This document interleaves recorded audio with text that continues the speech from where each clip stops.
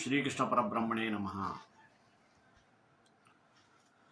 We have already discussed so many times about the essence of Bhagavad Gita. I used to always say, Bhagavad Gita is endless process. It is like dragging water from the well. As long as you are dragging water from the well with bucket, so long it goes on coming. It means endless process, never-ending process. That means every thing, every topic, every subject, each and every minute points also, we can extract from Bhagavad Gita, like extract water from the well. So we can say Bhagavad Gita is one of the encyclopedia, or it is like a dictionary. In Bhagavad Gita, each and every word contains the strength of knowledge and wisdom. Bhagavad Gita gives various kinds of subject matter to all the sects of the people. We cannot deny anything from Bhagavad Gita. Bhagavad Gita is an authentic book or work. It acts like an ordinance. Lord Krishna emphasized much on dharmic values, karmic values, mean karma, regarding dharma, regarding Veda. All Vedic, dharmic, karmic values are hidden in Bhagavad Gita. It is like a sugar can. As long as you suck it, you get the taste of sweetness. Similarly, as long as you study Gita, each and every word is like a nectar. Is it? Mean Amrita. In this way, we have to understand the value of Bhagavad Gita. Abala Gopalam, even from infant to the animal beings, human beings to animal beings, Bhagavad Gita gives a kind of energy. If you listen any one of the shloka from Bhagavad Gita, you will withstand there itself. That's why Bhagavad Gita became one of the most important, unavoidable, inevitable work of the human beings, not Hindus. Therefore, Bhagavad Gita is worshipped worldwide without the feelings of caste, religion, region, country, etc. Why? It is the essence of universalhood. Universality is entirely in detailed manner described in Bhagavad Gita. Whatever the subject or whatever the topic you want, you can extract from Bhagavad Gita, no doubt in this regard. That's why Bhagavad Gita is considered the universal holy work.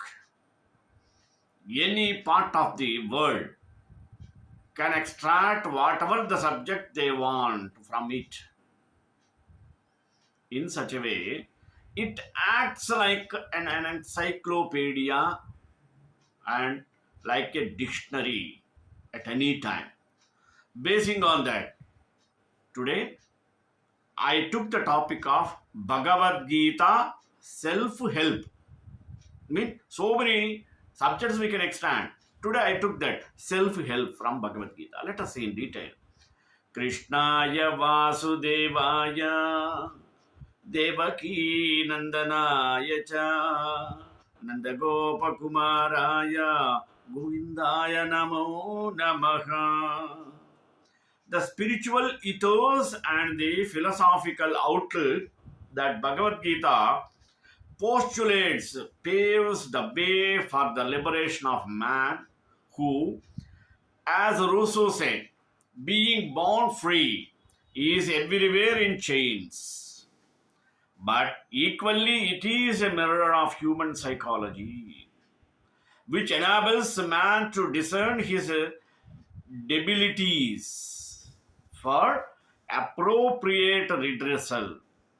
All the same, the boon of an oral tradition that kept it alive for over 2 millennia became its bane with the proliferation of interpolations therein. Besides mudding its pristine philosophy, these insertions affect the sequential conformity and structural economy of the grand discourse. What is worse, to the chagrin of the majority of the Hindus, some of these legitimize the inimical caste system while upholding the priestly perks and prejudices. This rendition seeks to restore to the Gita its original character by ridding it of 110 interpolations which tend to keep the skeptics away from it. And ironically, these meddle the understanding of the adherents as well. In the theatre of man as nothing surpasses the drama of war. The stage for unveiling the Gita's unrevealed philosophy was set on the battleground of Kurukshetra at the threshold of the Battle of Mahabharata. Away unfounded. Bhagavad Gita, popularly known as Gita, with its twin tracks of spiritual ethos and philosophical outlook, it helps man commute to the destination of human excellence on the broad gauge of life. The unsurpassed art of living that the Gita expostulates paves the way for the liberation of man. And that's what makes the Gita, which probably is the around for over 2 millennia now, the treatise of self-help. Nonetheless, all along its spiritual track has come to acquire primary what its protagonist being the religiously inclined men and women for most part. Even Mahatma Gandhi, the most famous and ardent advocate of Gita of our time, was eloquent about the spiritual solace that it afforded him. Needless to say, the innumerable commentaries on the Gita that appear in print or get voiced in discourses invariably come from people with religio spiritual orientation.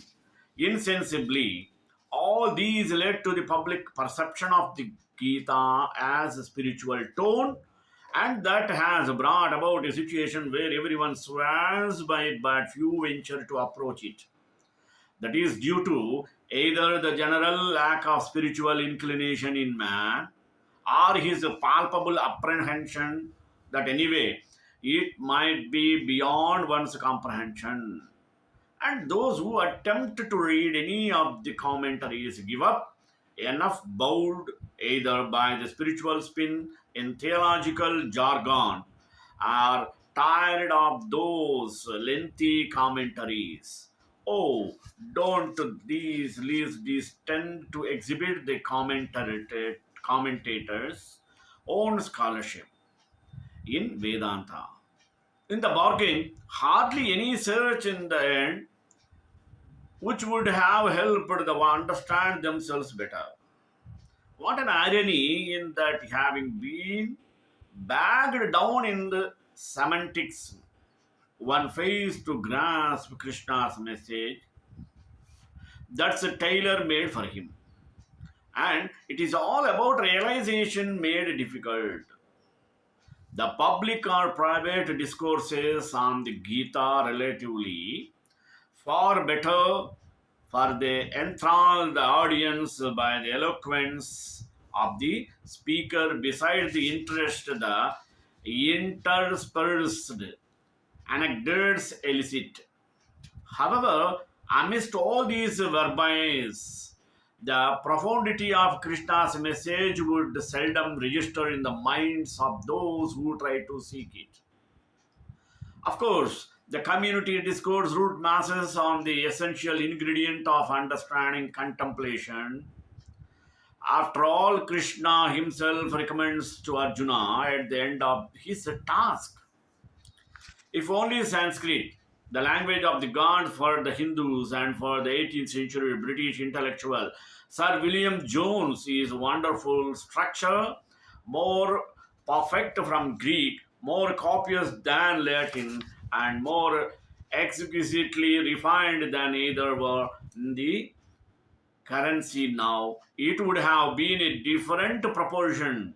Thus, the average person needing no interpretative crutches might have read the Gita in its pristine beauty, speculating about the profound wisdom lying in the sophisticated philosophy it postulates.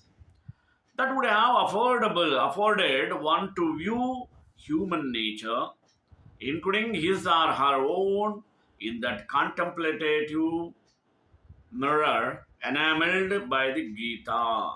But that might be if and when Sanskrit, by the will of the gods, becomes a language of the masses in times to come. But for the present, English, which many proud British linguistic humbly held as the second best language in the world, is the right medium for contemplating the Gita even in the native land of Sanskrit. Of course, the in verse without commentary, and this is an attempt with that objective, needless to say, with divine inspiration. The stage chosen for unfolding the grand philosophy is in itself reflective of the brilliance of the Gita.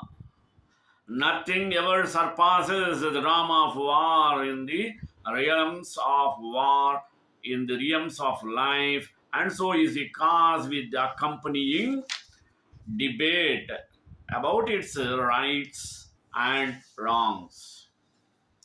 At the threshold of the epic battle in Mahabharata on the sacred grounds of Kurukshetra, Arjuna, the Pandava prince, suffered from qualms at the prospect of killing kith and kin in the Kaurava camp, besides all those whom he adores therein.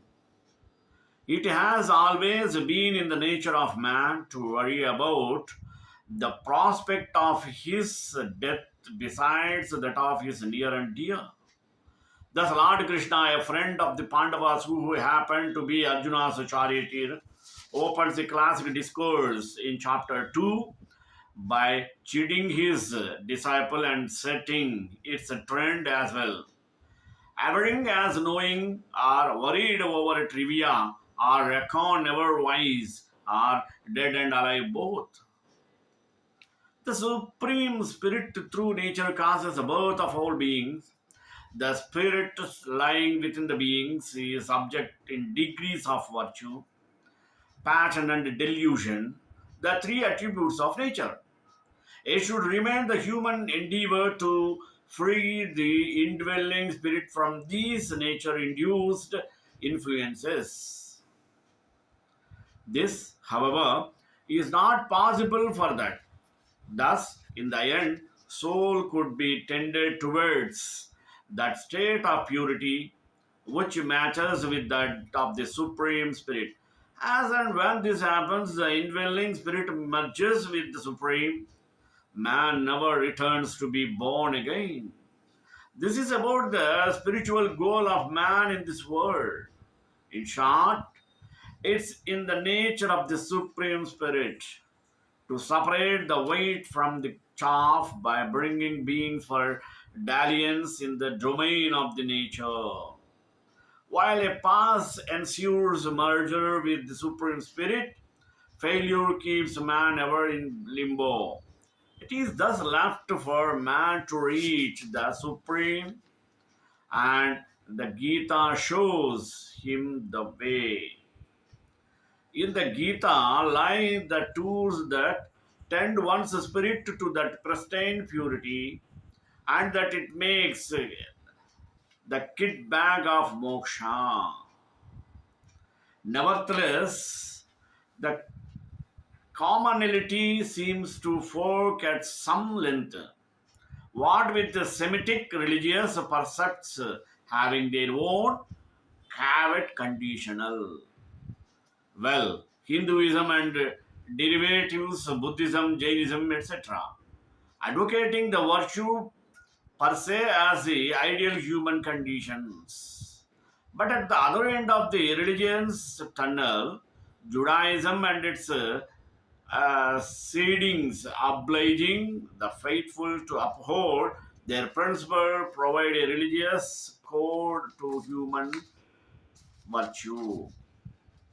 It is this, the Gita, without any religious dogma, deals with all aspects of human nature, and what is more, proposes corrective approaches for a peaceful, purposeful, and realized life.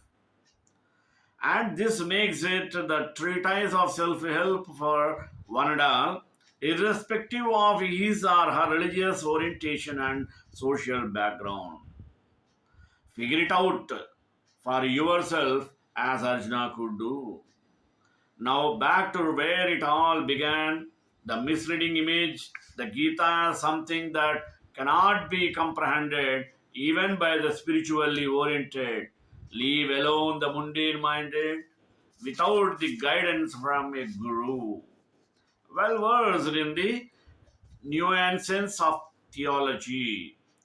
Nothing could be farther from truth considering what Arjuna averred after having heard Krishna.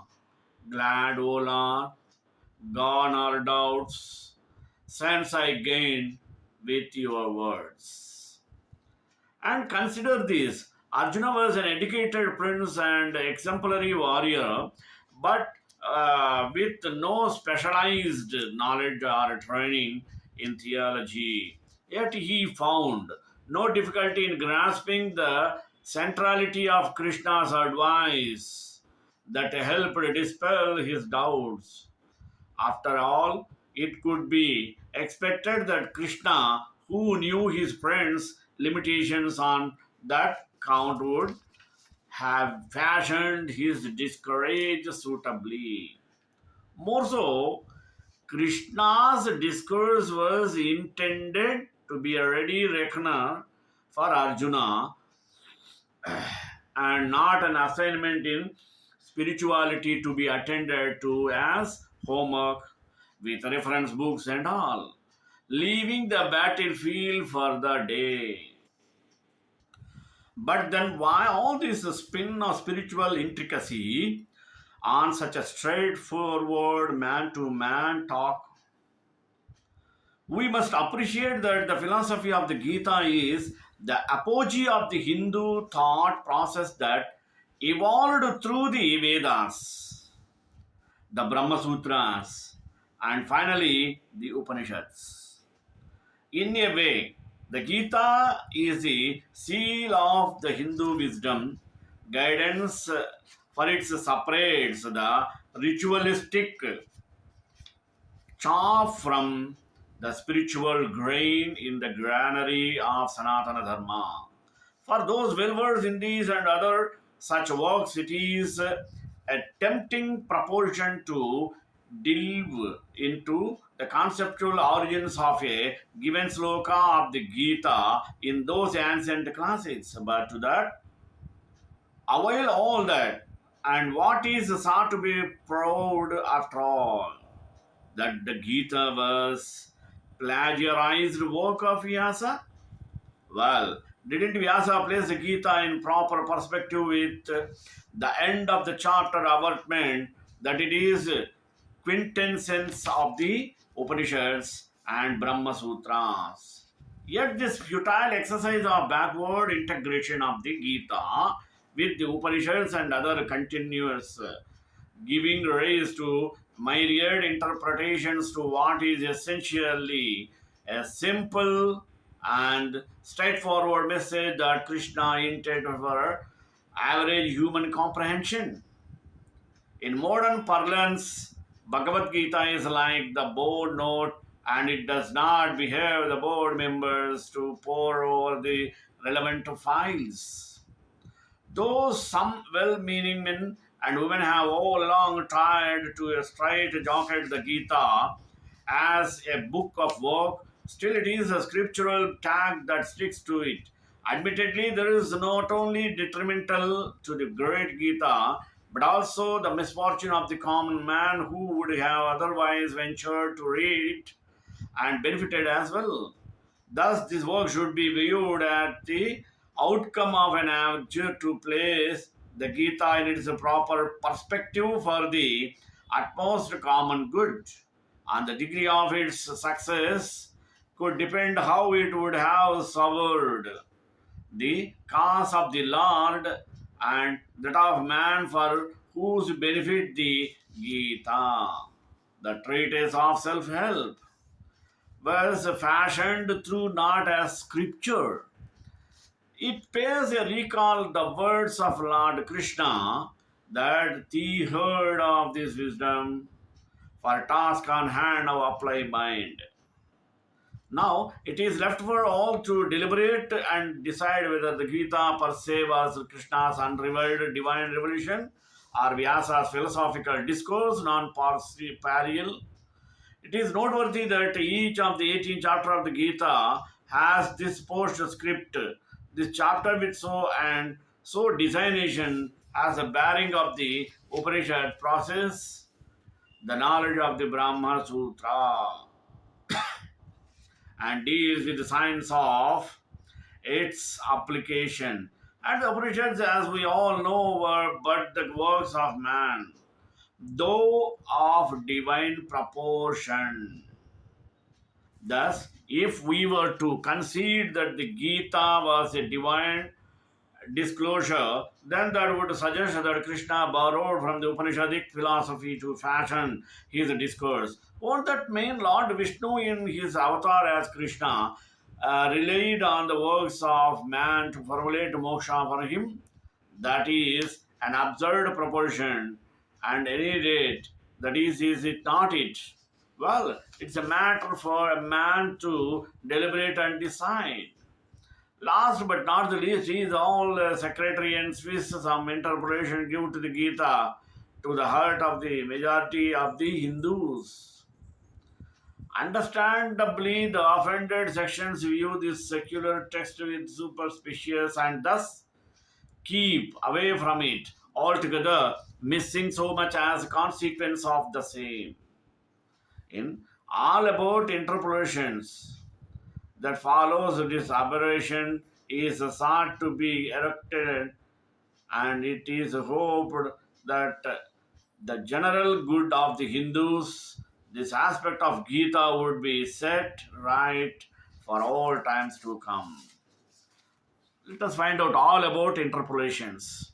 It was a long suspected there could be interpolations in the Gita as it was being received down the ages through oral tradition. One way to send the nature of these, if not zero in every one of them, is to subject the text to the intuition test subsequentially, conformity and structural economy. Sequential conformity is all about uniformity of propose without discretion, and structural economy, but represents the absence of repetitiveness. If the body Bhagavad Gita of 700 slokas were to be scanned for possible font lines on the above lines, the result would be but positive. It must be realized that Bhagavad Gita is a quintessence of Brahma Sutras and the Upanishads, themselves offshoots of the Vedic spiritual roots. Those esoteric portions that relate to spiritual knowledge, apart, the Vedas contain ritualistic nuances of religious ceremonies. It is later that has been source of the temporal power which the priestly class of Brahmins came to exert on the Hindu religious mind. And these very people happen to be the principal protagonists of the Gita. It is pertinent to note that while postulating Nishkama Karma, the theory of the disinterested action, Krishna is critical of ritualistic aspects of an expectation from the Vedas. Indeed, the guiding philosophy of the Gita is all about action, pure and simple to tend one on the path of duality without attachment. Nevertheless, such interpolative slokas that are at variance with a vowed purpose of the Gita would show themselves up for ready pickings. In a seemingly about a turn from sloka 42 45 and 40 53 of chapter 2, formulate the procedural aspects of the rituals and the divine backing they enjoy. These and such other aberrations highlighted in the preferences of the chapters in the work were eagerly the handwork of the priestly interests to obfuscate the impact of the anti-ritualistic thrust of the Gita.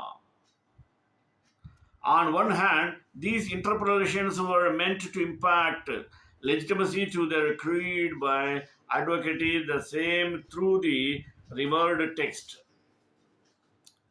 And on the other, these were meant to stall the threat the Gita might pose to their ceiling in the long room. Likewise, the sprinkling of slokas that seek to confirm the prominence of the priestly class or affirm their prejudice cannot be of anything but interpolations. To cap it all, are the sloka 23 to 27 of chapter 8, which literally mean that if a person dies when the moon is ascent, he would attain moksha.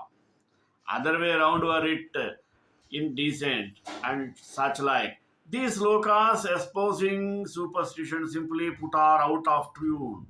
Nevertheless, when interpreted figuratively, they jewel with the overall message of the Gita as if to prove that the diverse course of reason cannot be pulled out even by superstitions insertions.